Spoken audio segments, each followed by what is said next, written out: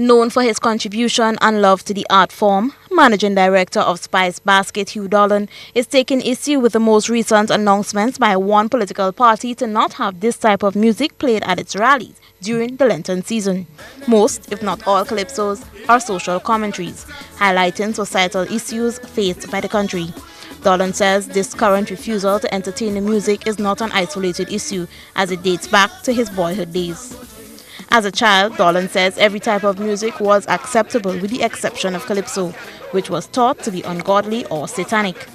Having followed the campaign rallies of the two main political parties across the island, the cultural ambassador says the content has not been vulgar. Vulgarity, he says, cannot be accepted, no matter what the time of the year. There is not one Calypso that I have heard from any one of the political parties that has anything within those songs that one would consider to be vulgar or unacceptable for you to speak the same lyrics on the platform. The hypocrisy of it all is the fact that that same music,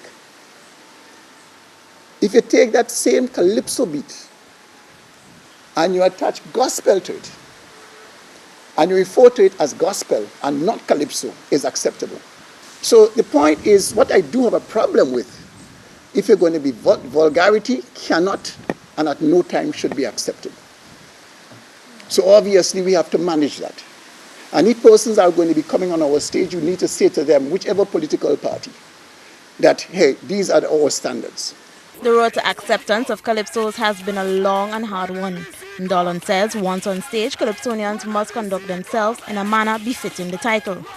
That over 50 years, there have been a struggle by the calypsonians and steel band players to gain acceptance.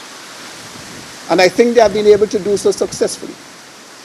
I find it very disheartening that after all these years of a struggle to gain recognition, we seem to be reversing the process and starting all over. Dolan believes the Lenten period should be recognized and question whether or not those in the entertainment industry should close shop during the 40-day period. I think we have a long way to go.